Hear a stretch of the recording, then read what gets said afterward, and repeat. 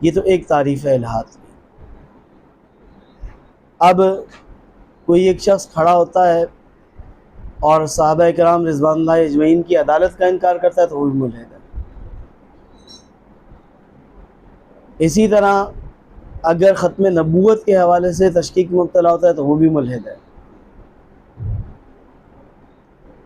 اسی طرح اسلام کے جو اخلاقی اصول ہیں یا آئلی قوانین ہیں، اگر ایک شخص اٹھتا ہے اور کہتا ہے کہ نہیں جناب یہ ہاتھ کاٹنے کی سزا تو اسلام میں نہیں ہے چوری کے اوپر، تو اگر اس کا انکار کر دے گا تو وہ بھی ملحد ہو جائے گا۔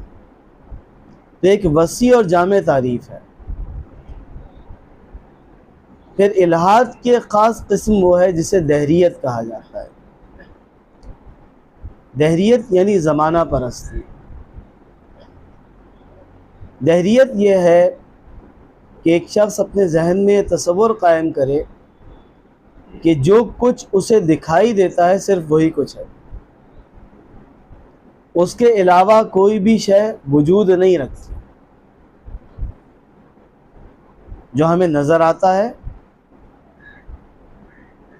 جسے ہم محسوس کر سکتے ہیں، جس پر ہم تجربہ کر سکتے ہیں، جس کا ہم مشاہدہ کر سکتے ہیں، یعنی حسیات کے دائرے میں جو کچھ بھی آئے گا وہ تو موجود ہے، اور جو اس دائرے میں نہیں آئے گا وہ موجود نہیں ہے۔ تو اب نہ تو ہم نے خدا کو دیکھا ہے، نہ فرشتے ہمیں دکھائی دیتے ہیں، نہ جنات ہمیں دکھائی دیتے ہیں، نہ جنت نظر آتی، نہ جہنم نظر آتی۔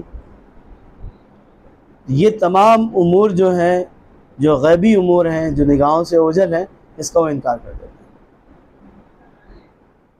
تو ان تمام امور کا انکار جو ہے وہ دہریت ہے۔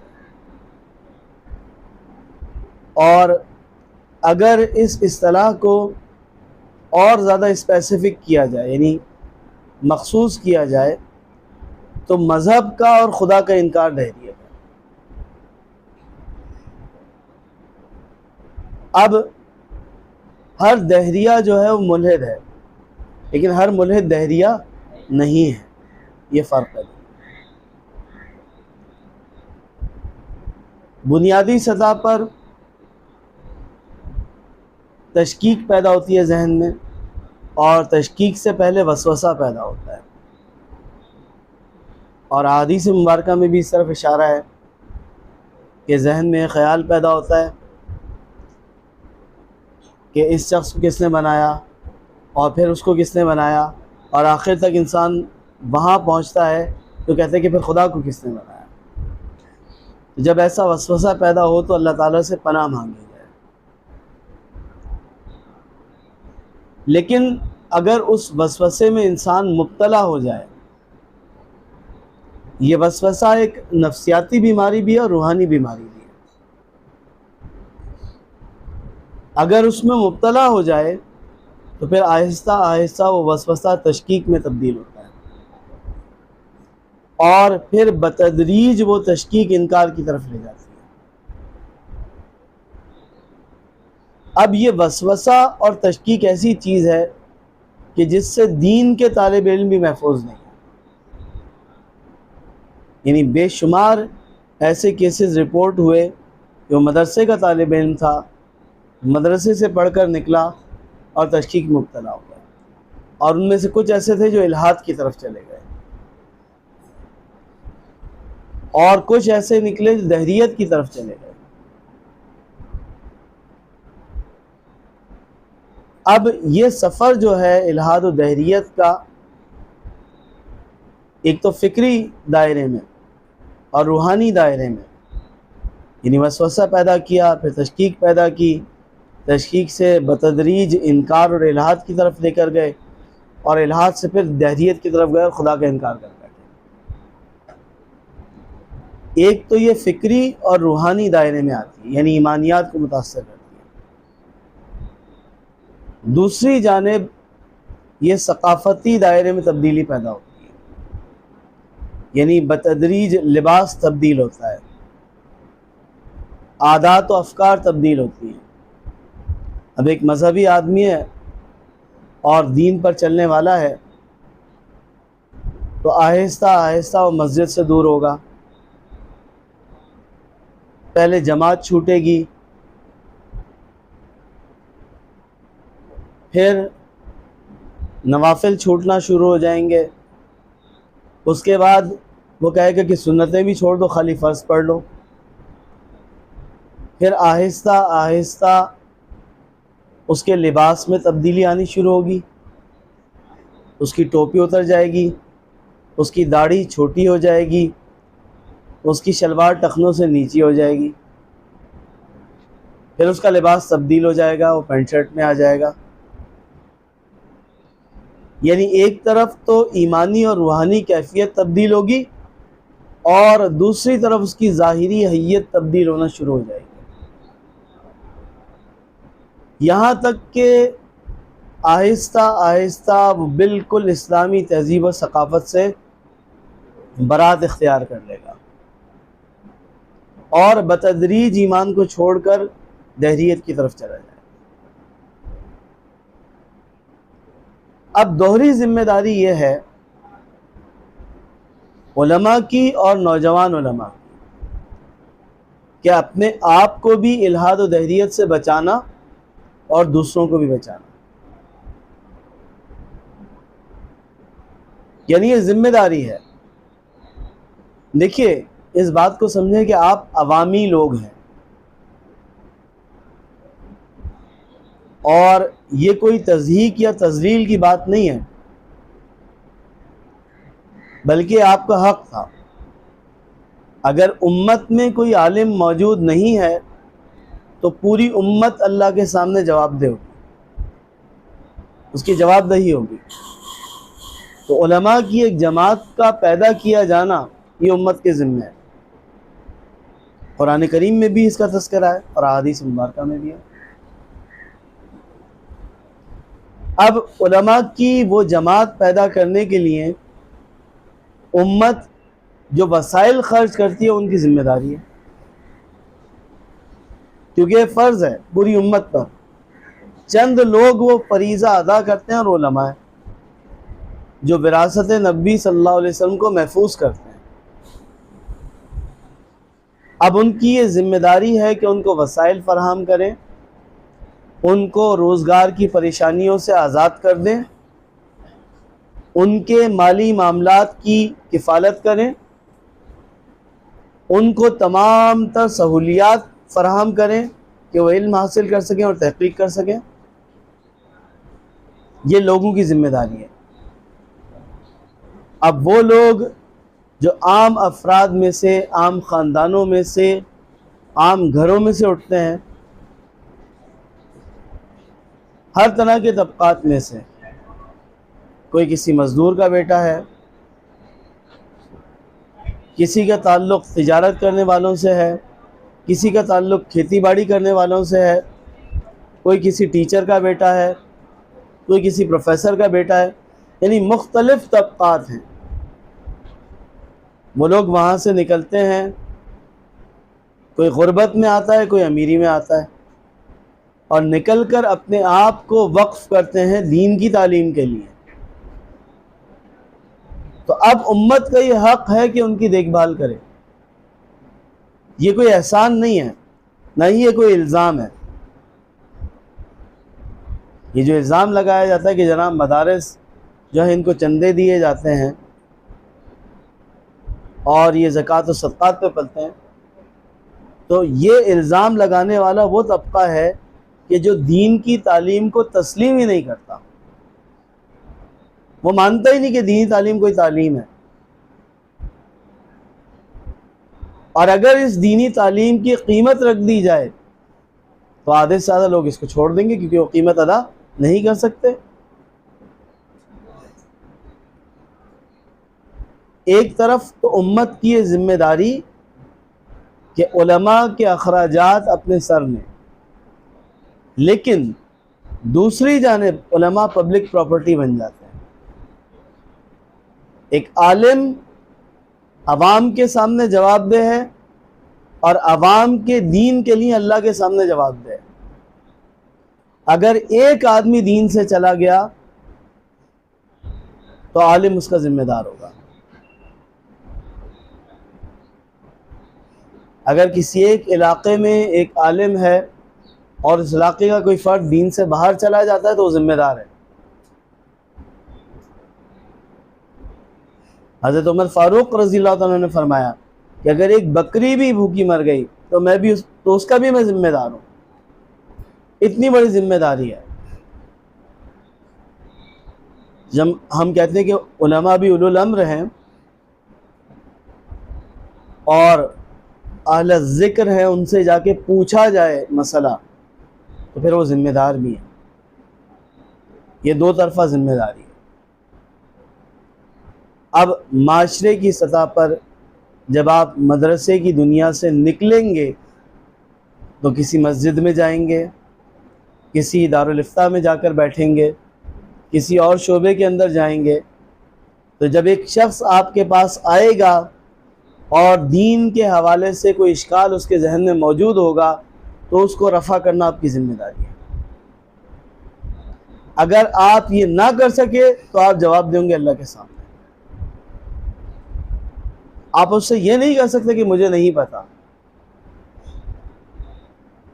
اگر ایک شخص ایک ڈاکٹر کے پاس جائے اور ڈاکٹر یہ کہہ دے کہ میں اس کا علاج نہیں کر سکتا تو پھر اس کی ڈاکٹری کا کیا فائدہ؟ وہ تو ناکام ہو گیا۔ اگر کسی مکینک کے پاس جائے اور وہ ہاتھ اٹھا دے کہ جناب میں آپ کا کام نہیں کر سکتا، پھر کیا فائدہ اس کا؟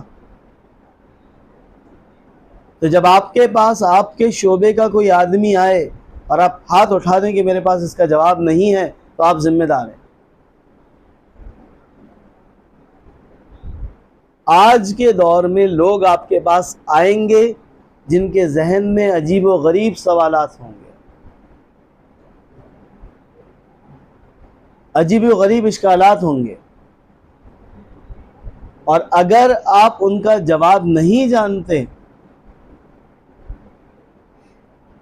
اور آپ نے اس کے مرض کو ایڈریس نہیں کیا، اس کا علاج دریافت نہیں کیا، اس کے لیے بہترین دوا تجویز نہیں کی، تو وہ مریض جو ہے کیونکہ ایمان کا مریض ہوگا تو اسلام سے خارج ہو جائے گا، وہ کفر کی کیفیت میں چلا جائے گا۔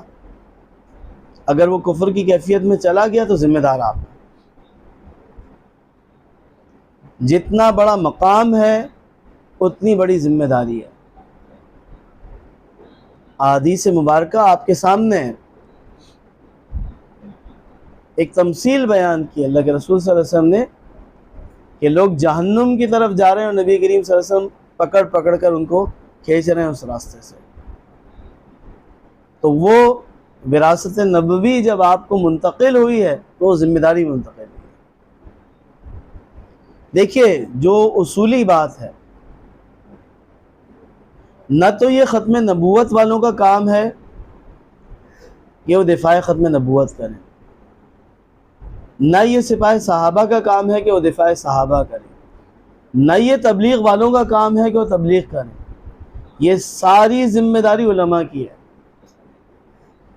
وہ تو شعبہ جات کی تقسیم ہو گئی، تبلیغ والوں نے سنبھال لی، دفاع صحابہ کا میدان کسی اور نے سنبھال لیا، دفاع مسلک کا میدان کسی اور نے سنبھال لیا، ختم نبوت کا میدان کسی اور نے سنبھال لیا، سیاست کا میدان کسی اور نے سنبھال لیا۔ آپ کی تو تمام تر ذمہ داری ہٹ گئی۔ آج اگر یہ تمام شعبے ختم کر دیے جائیں، اور علماء نے شروع کیے تھے یہ شعبے، یہ تمام شعبے علماء نے شروع کیے تھے، اگر ختم کر دیے جائیں تو تمام تر ذمہ داری آپ کے اوپر آ جائے گی۔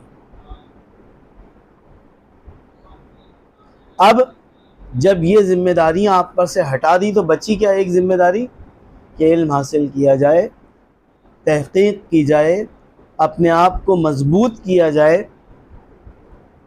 اور تیار کیا جائے کہ جب آپ کے سامنے کوئی شخص آئے اور اس کے ذہن میں سوالات ہوں اور اشکالات ہوں تو آپ ان کے جواب سے واقف ہوں۔ آپ حکیم بھی ہیں،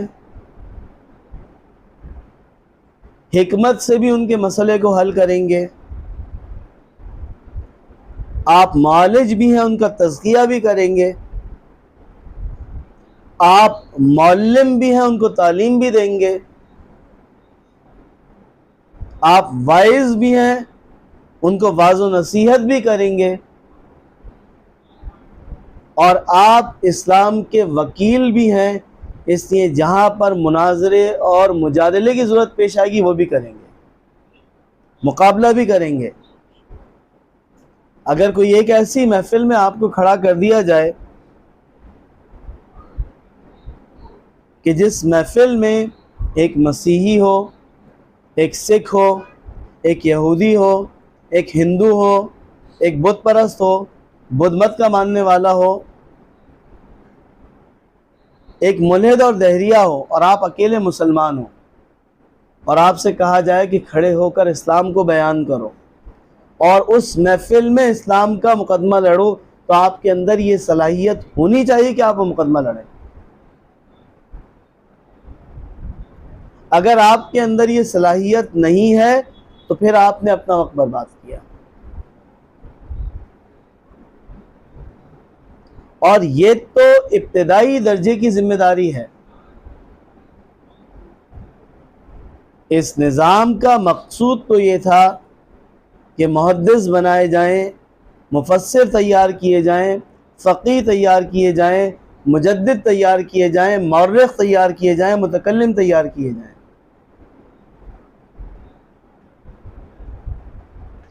اب ہزاروں علماء پڑھ کر نکلتے ہیں، کتنے محدث بنے، کتنے انور شاہ کشمیری رحمۃ اللہ علیہ بن رہے ہیں، کتنے مولانا ادریس کاندھلوی رحمۃ اللہ علیہ جیسے متکلم بن رہے ہیں، اور کتنوں کے اندر تقی اسماعیل صاحب جیسی فقاہت ہے۔ کیوں نہیں بن رہے؟ مسئلہ کہاں پر ہے؟ تو جب آپ نے اپنے سامنے وہ مقصد ہی نہیں رکھا تو کیسے بنیں گے؟ تو کم از کم آخری درجے میں دین کی مدافعت کرنے والے تو بن جائیں۔ یہ ضروری نہیں کہ ہر شعبے کا دفاع آپ کر سکیں، لیکن آپ کے علم میں ہو کہ اگر صحابہ کے حوالے سے کوئی بنیادی سطح پر اشکالات کرے گا تو کیا جواب ہوگا، حدیث پر اعتراض کرے گا تو کیا جواب ہوگا، تفسیر پر اعتراض کرے گا تو کیا جواب ہوگا، معجزہ اور کرامت پر اعتراض کرے گا تو کیا جواب ہوگا، دینی علوم پر اعتراض کرے گا تو کیا جواب ہوگا، مدرسے پر اعتراض کرے گا تو کیا جواب ہوگا، اور خدا کے وجود پر اعتراض کرے گا تو کیا جواب ہوگا۔ بنیادی سطح پر یہ جاننا ضروری ہے۔ تو مقصد کا تعین کیجئے۔ اب وہ دور نہیں ہے کہ جب کفر کے بڑے اسلام کے بڑوں سے مقابلہ کرتے تھے۔ مقابلہ ایسے ہوتا تھا کہ ایک طرف ابو جہل کھڑا ہے اور ایک طرف اسلام کی قوت اور مسلمانوں کے بڑے کھڑے ہیں۔ اب تو یہ معاملہ عوام میں آ چکا ہے، لوگ آپ سے سوال کریں گے، اشکالات پیش کریں گے، اور اگر لوگ آپ کے پاس نہیں آتے اور آپ سے سوال نہیں کرتے تو کہیں اور جائیں گے، کسی اور کے پاس جائیں گے، کسی اور شخص سے دین سیکھیں گے، اور جس سے سیکھیں گے وہ عالم نہیں ہوگا، اس سے گمراہ کرے گا، راستے سے ہٹائے گا، بھٹکائے گا۔ اور ایسے گمراہ کردار ہم ہر علاقے میں دیکھتے ہیں، گاؤں دیہاتوں میں موجود ہیں، مختلف شکلوں میں، مختلف اقسام میں۔ تو یہاں بھی یہ جو کچھ آپ کو پڑھایا جا رہا ہے، اس کا مقصود کیا ہے؟ اس کا مقصود یہ ہے کہ آپ کو کم سے کم درجے میں اس کام کے لیے تیار کیا جائے، کم سے کم درجے میں آپ کے اندر یہ استعداد پیدا کر دی جائے کہ جب آپ کے سامنے ایسا کوئی معاملہ آئے تو اس سے کیسے ڈیل کرنا ہے۔ اکثریت کے سوالات جو ہیں وہ عقلی سوالات ہوتے ہیں، وہ معقولات کے دائرے میں ہوتے ہیں۔ تو اس کی تیاری کے لیے ہم کیا پڑھایا جاتا ہے؟ عقائد عقائد کی تعلیم کس سے تعلق رکھتی ہے؟ علم الکلام سے. اور عقلی استدلال اور دلائل کے لیے کیا پڑھایا جاتا ہے؟ فلسفہ اور منطق. اب سوال یہ ہے کہ علم الکلام پڑھنے کے بعد اور فلسفے اور منطق کی تعلیم حاصل کرنے کے بعد وہ صلاحیت ہر عالم کے اندر کیوں پیدا نہیں ہو رہی کہ وہ کسی بھی شکل میں کفر آ جائے تو اس کا مقابلہ کر سکیں؟ مسئلہ کیا ہے؟ مسئلہ یہ ہے کہ ہم کتابی علم تو حاصل کر لیتے ہیں لیکن ہمیں یہ معلوم نہیں کہ اس کا استعمال کیسے ہوگا. منطق پڑھ لی، اب منطق کا استعمال کیسے ہوگا؟ کہاں پر استعمال ہوگی؟ جب آپ کسی سے گفتگو کرتے ہیں تو کیا آپ کے علم میں ہوتا ہے کہ کہاں پر کون سا منطقی استدلال استعمال ہو رہا ہے؟ کون سی دلیل دی جا رہی ہے؟ فلسفے کا کون سا اصول استعمال ہو رہا ہے؟ کون سی بحث کلام کے کس شعبے سے تعلق رکھتی ہے؟ کیونکہ اس کی تربیت نہیں ہے. کتاب پڑھی، امتحان پاس کیا، نمبرز آئے اور اس کے بعد اگلے درجے میں چلے گئے، پھر اس سے اگلے درجے میں چلے گئے، آخر کار عالم بن گئے، پھر تخصص بھی کر لیا. لیکن اگر کہیں پر بٹھا دیا جائے تو گفتگو نہیں کر سکتے، کسی کے مقابلے پر بٹھا دیا جائے تو جواب نہیں ہوتا. تو مسئلہ کس چیز میں؟ نصاب میں؟ نہیں، نصاب میں مسئلہ نہیں ہے، نظام میں مسئلہ بھی نہیں ہے. مسئلہ ہے اس مزاج میں جو ہمارا بن گیا ہے. شروعات سے تیاری کی، امتحان دیے، کامیاب ہو گئے، ایک مخصوص روٹین پر چل پڑے. نہ تربیت روحانی دائرے میں ہوئی، نہ اخلاقی دائرے میں ہوئی، اور نہ علمی دائرے میں. اس تربیت کا اور مقصدیت کا فقدان ہے. اب دو چیزیں ہیں جو آپ کو کرنی ہے. ایک ایک عنوان پر بڑی تفصیلی گفتگو ہو سکتی ہے، گھنٹوں کی بات ہو سکتی ہے، لیکن دو بنیادی چیزیں میں ہمیشہ جو ہمارے ساتھی ہیں اور علماء ہیں ان کے سامنے عرض کرتا ہوں بنیادی سطح پر. ایک ہے رسوخ فی العلم، جو علم حاصل کر رہے ہیں اس میں پختگی اور مضبوطی ہو. اتنی مضبوطی ہو کہ آپ کے سامنے کوئی ٹک نہ سکے. پہلی چیز، اتنے مضبوط ہو جائیں آپ حدیث میں، تفسیر میں، فقہ میں. یہ بنیادی طور پر یہ تین چیزیں پڑھائی جاتی ہیں. ابھی تو ہمارے یہاں تاریخ نہیں پڑھائی جاتی،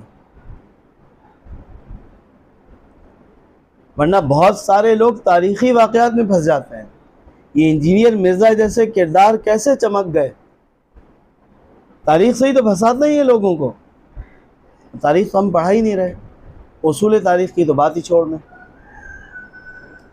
لیکن جو ہم پڑھ رہے ہیں کم از کم اس پر تو مکمل گرفت ہو،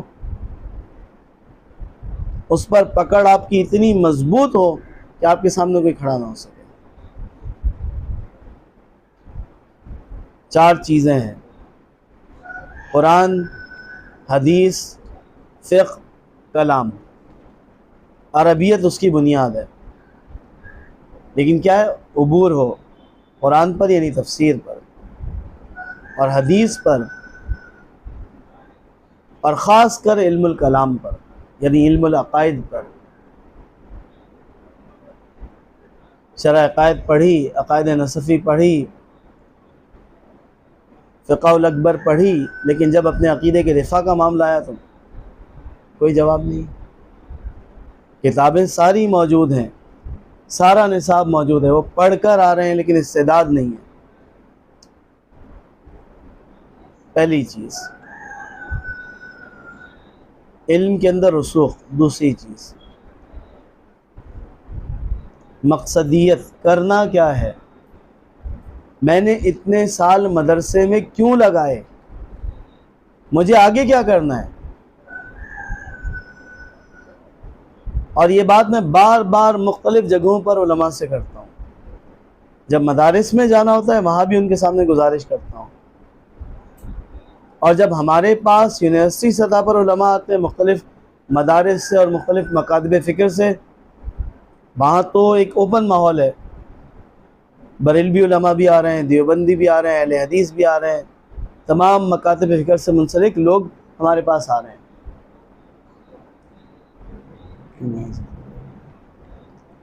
تو جب وہ لوگ ہمارے پاس آتے ہیں اور سوالات کرتے ہیں تو ان سے کہا یہی جاتا ہے کہ جناب مقصد کیا ہے، یعنی ان سے بھی مدارس میں بھی اور یونیورسٹیوں میں بھی سوال یہ ہوتا ہے کہ مقصد کیا ہے۔ اب الگ الگ مقاصد ہیں، کسی کا مقصد یہ ہے کہ وہ جا کر ایک اور مدرسہ کھول لے گا، کسی کا مقصد یہ ہے کہ کسی مدرسے میں استاد لگ جائے گا، کسی کا مقصد یہ ہے کہ کسی مسجد میں وہ امامت اختیار کر لے گا۔ یہ میٹھا ہوگا؟ نہیں میٹھا بالکل نہیں۔ تو کسی کا مقصد یہ ہے کہ وہ امامت اختیار کر لے گا، کوئی اس سے آگے سوچے گا کہ جناب میں پی ایچ ڈی کر لوں اور ایم فل کر لوں اور کسی یونیورسٹی میں پروفیسر لگ جاؤں۔ یعنی مقاصد یہ ہیں۔ یہ وہ تمام چیزیں ہیں جو وقت کے ساتھ آپ کو حاصل ہو جاتی ہیں۔ آپ اگر عالم بنے ہیں تو لازمی بات ہے کہ کوئی نہ کوئی مسجد بھی مل جائے گی، امامت بھی مل جائے گی، تدریس بھی مل جائے گی، تعلیمی ترقی بھی ہو جائے گی، یونیورسٹی میں بھی چلے جائیں گے، لیکن یہ مقصد نہیں ہے، یہ ضرورت ہے۔ تو اپنا شعبہ متعین کیجیے، مجھے حدیث میں کام کرنا ہے، تفسیر میں کام کرنا ہے، فقہ میں کام کرنا ہے، کلام میں، اور اس کے بعد اگر عالم بن کر نکلے ہیں تو مقصد متعین کیجئے کہ مجھے دین کی خدمت کرنی کیسے ہے، دین کے پیغام کو پہنچانا کیسے ہے، اور دفاع دین کا کام کرنا کس انداز میں ہے۔ اگر یہ مقصد متعین نہیں کیا تو آپ کی تمام تر محنت اکارت چلی جائے گی، یہاں تک کہ آخر میں جب پورا معاشرہ ہی آپ کے ہاتھ سے نکل جائے گا تو ایمان بچانا مشکل ہوگا۔ دیکھیے میں آپ کو کسی دھوکے میں نہیں رکھتا، آنے والا دور مشکل ترین دور ہے۔ آپ کو وہ لوگ جو حق پر قائم رہنا چاہتے ہیں انہیں جان سے بھی آزمایا جائے گا اور مال سے بھی، اور ان کے نفس کو آزمایا جائے گا، شہوات سے بھی، لذات سے بھی۔ ان کے ایمان کو خریدنے کی کوشش کی جائے گی، ان کے اسلام کو خریدنے کی کوشش کی جائے گی، ہر چیز کی قیمت لگے گی، آپ کے علم کی قیمت لگے گی، آپ کی جان کی قیمت لگے گی، مال کی قیمت لگے گی، وقت کی قیمت لگے گی، باقاعدہ آپ کے پیسے اور بولی لگائی جائے گی، اور لگائی جا رہی ہے، ابھی آپ کو اندازہ نہیں ہے، جب آپ نکلیں گے تو اندازہ ہوگا۔ علماء کو باقاعدہ خریدا جا رہا ہے۔ ایسے وقت میں ایمان کیسے بچائیں گے؟ جب تک کوئی مقصد نہ ہو، کوئی فکر نہ ہو، کوئی نظریہ نہ ہو، ایمان بچانا مشکل ہے۔ تو یہ جو تمام تر تخصصات ہوتے ہیں، مجھے بنیادی طور پر مسئلہ یہ ہے کہ ایک نوجوان عالم بنتا ہے، اپنی زندگی کے 8-10 سال وقف کرتا ہے، محنت کرتا ہے، مشقت کرتا ہے، تکالیف اٹھاتا ہے، اور پھر تخصص کرتا ہے، اور اس کے باوجود بھی اس کے اندر مقصدیت پیدا نہیں ہوتی، اور پھر وہ دنیا میں چلا جاتا ہے، اور پھر دیگر حوادث جب آتے ہیں دنیا کے تو پھر وہ مجبور ہوتا ہے۔ تو یہ سوچ اور یہ فکر پیدا کرنا کہ آپ یہاں پر کیوں بیٹھے ہیں، مقصد کیا ہے، ہاں، اور آپ اس مقصد کو حاصل کیسے کریں گے۔ سب سے بنیادی بات، وگرنہ یہ کلامی مباحث جو ہیں اور موضوعات جو ہیں، ایک ایک عقیدے پر ہم بات کر سکتے ہیں اور دلائل پر بات کر سکتے ہیں، اشکالات پر بات کر سکتے ہیں، افکار و نظریات پر بات کر سکتے ہیں، لیکن وہ تمام تر گفتگو بیکار ہو جائے گی جب تک کہ آپ کو کوئی مقصد نہ ہو۔ یہاں تک بات سمجھ میں آ رہی ہے؟ اب جو آپ کر رہے ہیں یا کرنے جا رہے ہیں، اس حوالے سے آپ کے ذہن میں کیا سوال ہے کہ ہم یہ کیوں کر رہے ہیں؟ دیکھیے، یہ بڑی واضح بات ہے کہ بہت سی جگہ آپ کو اختیار نہیں ہوتا، قسمت آپ کا راستہ متعین کرتی ہے۔ آپ مختلف مدارس میں داخلہ لیتے ہیں اور پڑھتے ہیں، پھر جہاں پر آپ کو موقع ملتا ہے وہاں پر آپ تخصص کے لیے چلے جاتے ہیں، اور آگے بھی آپ کے راستوں کو جو ہے حالات متعین کرتے ہیں۔ یہ درست ہے، اور مجبوریاں بھی ہوتی ہیں، یہ بھی بالکل درست بات ہے، لیکن کم سے کم اسی کے اندر سے اپنے لیے راستہ نکالنا یہ بہت ضروری ہے۔ اس بات کا تعین کرنا کہ ہم دین کی خدمت کس انداز میں کر سکتے ہیں، اور یہ جب مسائل آئیں گے، جدید مسائل ہمارے سامنے، تو ان کا جواب دینے کے لیے خود کو کس طرح تیار کر سکتے ہیں۔ تو بہرحال اس پوری تمہید کا مقصود جو ہے اور جو مطمع نظر ہے آپ کے سامنے آ گیا ہوگا۔ آپ کے ذہن میں اس حوالے سے کیا سوالات ہیں؟ مقصد کو کیسے تیار کیا جائے؟ ایک دو مقصد آپ بتائیں تھوڑا سا۔ ہمارا تو ویسا ہی مقصد یہ ہے کہ ہم یہاں دین پڑھ کے اپنے گاؤں میں دین پر کام کریں گے۔ ہمارا مقصد یہ ہے، ہم نے 10 سال 11 سال اسی لیے لگائے ہیں کہ لوگوں کو دین کی خدمت کریں گے، لوگوں کو دین کے لے آئیں گے۔ آپ دو تین مقصد بتائیں، کیسا مقصد کو درست کیا جائے؟ جی، میرا سوال یہ ہے کہ ہمارا عام طور پر علاقے میں تین قسم کے لوگ ہو سکتے ہیں۔ ایک قسم کے لوگ جو گریجویٹ قسم کے لوگ جس طرح کی کالج یونیورسٹی، دوسرے قسم کے لوگ وہ جو کہ تجار حضرات ہوتے ہیں اور اسی طرح کے مطلب جن کا تھوڑا بہت ان کے ساتھ تعلق ہو اور وہ ٹائم دیتا ہے۔ تیسری قسم کے لوگ جو کہ دین میں مشغول ہیں، جس طرح کی میں نے وجہ کرتی ہے، ان کے علاوہ خانقاہ والا حضرت، اس طرح کی ہم دین کے شعبے کو اس کے ساتھ منسلک ہیں۔ تین قسم کے لوگ ہمیں ملتے ہیں۔ تو عام طور پر جو ہمارے چوائس کی ہوتی ہے، تو ہمارے پاس تقریباً دو چوائس ہیں۔ ایک چوائس یہ ہے کہ ہم کسی مسجد میں امامتی کریں، اس کے ساتھ ساتھ دعوت وغیرہ کا موقع ملے۔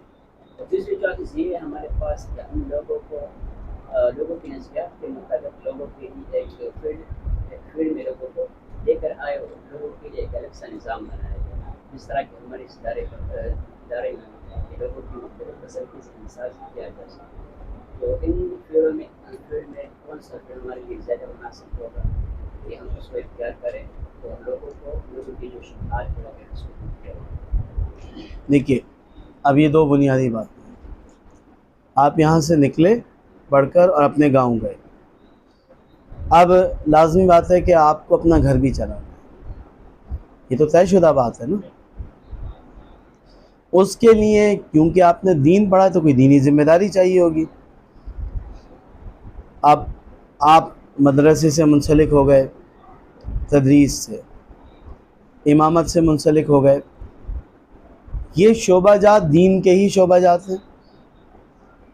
لیکن ہوتا کیا ہے کہ جب آپ منسلک ہو جاتے ہیں تو ایک روٹین ہوتی ہے، روز صبح اٹھنا ہے، 5 وقت کی نمازیں پڑھانی ہے، مدرسے جانا ہے، اسباق پڑھانے، تو گو کہ وہ عمل اپنی بنیاد میں عبادت ہے۔ دین پڑھانا عبادت ہے، مدرسہ پڑھانا عبادت ہے، نماز پڑھانا عبادت ہے، اپنے گھر کو چلانا یہ بھی عبادت ہے۔ گھر کے مسائل بھی ہوتے ہیں، بچوں کے بھی مسائل ہوتے ہیں، دیگر مسائل، خاندان بڑھتا ہے، بیماری آزاری، یہ تمام چیزیں ہوتی ہیں، اور پھر انسان ترقی بھی کرنا چاہتا ہے۔ تو اس دوران جب انسان ایک روٹین کی لائف کا شکار ہو جاتا ہے تو مقصد کہیں پیچھے رہ جاتا ہے۔ وہ روٹین اس کو مقصد کی طرف آنے نہیں دیتی۔ اب گفتگو یہ ہے کہ دین افراد کے اندر کیسے پہنچایا جائے۔ ایک شخص جب مدرسے میں آ رہا ہے پڑھنے تو وہ ذہن بنا کر آ رہا ہے، لازمی بات ہے کہ مذہبی گھرانے سے تعلق رکھتا ہوگا، عام طور پر اس کو پڑھا دینا آسان ہے، عوام تک دین پہنچانا ایک مشکل کام ہے۔ اب اسی عوام میں کچھ وہ لوگ ہیں جو دینی طبقات سے اور دینی جماعتوں سے منسلک ہیں، کسی کا تعلق کسی خانقاہ سے ہے، کسی اللہ والے کے ہاتھ پر بیعت ہے، وہ کسی کا تعلق علماء سے ہے، کوئی کسی دینی جماعت سے منسلک ہے اور اس میں چلتا ہے، تبلیغ میں وقت لگاتا ہے۔ ایک بڑا طبقہ وہ ہے جس کا تعلق ان میں سے کسی سے بھی نہیں ہے۔ یہ دو طبقات ہو گئے، دونوں طبقات کی حفاظت کرنی ہے۔ اگر ایک تبلیغ والا ہے اور وہ عوام میں جاتا ہے اور اس کے سامنے اس طرح کے اشکالات آ جائیں تو وہ جواب نہیں دے سکتا، وہ محدود ہے اس کا کام۔ اب وہ کیا کرے گا؟ وہ کسی عالم کے پاس جائے گا۔ جب عالم کے پاس جائے گا تو یہ صلاحیت اس عالم میں ہو کہ ان سوالات کا جواب دے سکے، پہلی چیز۔ ایک وہ طبقہ ہے جو دینی جماعتوں سے یکسر دور ہے، لازمی بات ہے کہ وہ کسی اور کے چکر میں ہوگا، کوئی اور چیز